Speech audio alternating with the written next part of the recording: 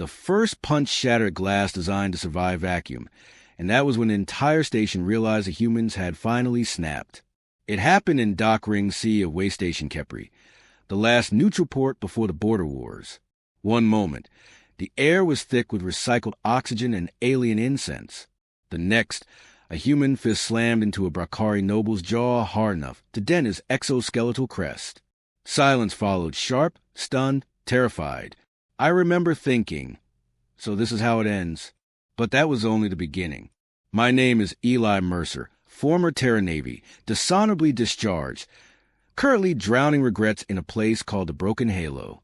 It was a bar built from salvaged hull plating and bad decisions, where species that hated each other pretended neutrality for the sake of alcohol strong enough to erase memory. The aliens always watched us humans like we were unstable explosives, laughing too loud, drinking too much, feeling everything too deeply. They called us emotional anomalies. Some used harsher words. Insane. That night, the mocking started early. A Kelth ambassador, tall, luminous skin pulsing with smug biolight, tilted his cranial fronds toward our table. "You Terrans still believe in courage," he said, clicking amusement through his translator. Such a primitive coping mechanism. My knuckles tightened around my glass. Across from me sat Mara Vance, station engineer, eyes tired, jaw clenched. She lost a brother to a Kelth drone strike 3 cycles ago. The Kelth knew. They always knew. "Let it go," she whispered. I tried. Gods, I tried. But then the Brakari laughed. A sound like rocks grinding together. "They mourn individually," the Brakari said. "Imagine fighting wars while burdened by personal grief." That was when the first punch flew, and none of us were prepared for the truth. The bar erupted, tables overturned. Alien drinks, liquid metals, glowing spores, fermented gases, spilled and hissed on the floor. The station's gravity fluctuated as emergency systems kicked in, turning every movement into a slow-motion nightmare. Humans fought like we always do when cornered. Messy, desperate, loud, and the aliens watched. At first, I caught a Brakari wrist mid-swing, feeling bone crack beneath my grip. His eyes widened, not in pain, but in disbelief. Humans weren't supposed to be strong like that. We weren't optimized. We weren't engineered. We were wrong. Security alarms wailed, but nobody ran. The Broken Halo had seen fights before. Not like this. A Kelth energy lash cracked through the air, slicing a human shoulder. He screamed. Blood floated in glittering droplets. That scream changed something. The Zywanthic, a mantis-like species known for cold logic and strict pacifism, rose from their booth. Their compound eyes flickered. "This outcome is inefficient," their leader said, "but statistically compelling." Then they joined the fight.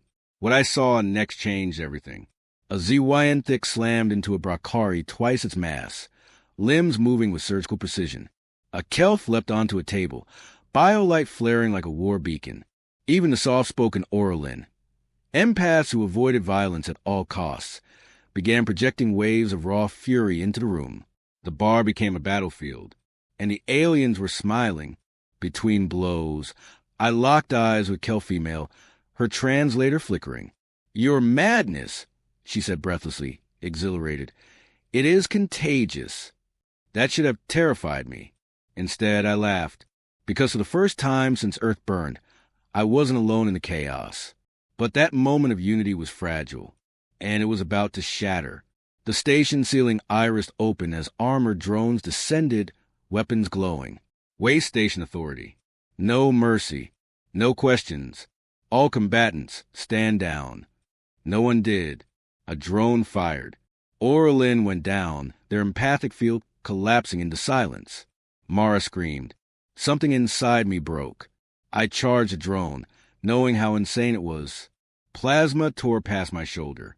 I leapt, grabbed the drone's casing, and drove my boot into its sensor cluster until it sparked and died. The bar froze. A Zywanthic voice cut through the smoke. "Human Mercer," it said. "You are aware this is suicidal." "Yeah," I said, breathing hard. We get that a lot. That was the turning point, because instead of retreating, the aliens stood with us. Kelf biolight flared, shorting drone optics. Brakari used their armored bodies as shields.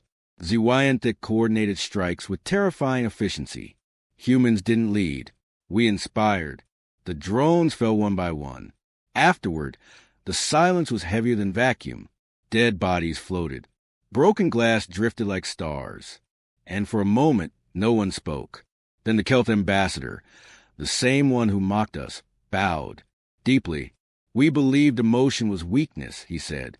We were wrong. Mara sank to the floor, shaking. I knelt beside her, gripping her hand. What happens now? She whispered. I didn't know. Neither did the galaxy.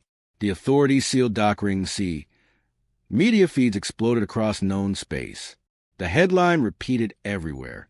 Multi-species riot defies psychological models. They called it the Halo incident.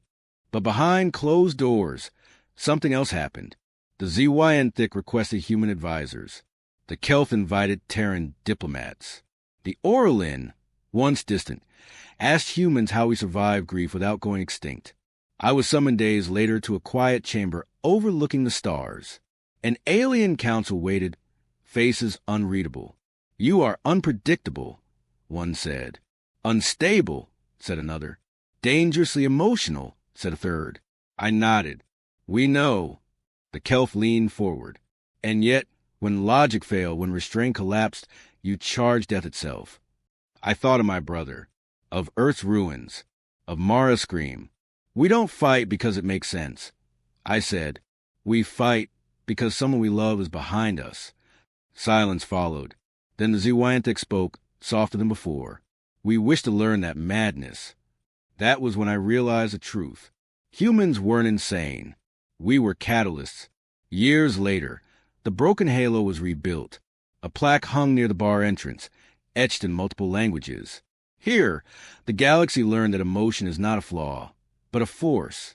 Sometimes when the station lights dim and the stars burn bright, aliens still ask me why we humans feel so deeply. I just smile, because the day the galaxy joined our bar brawl was the day it learned how to survive.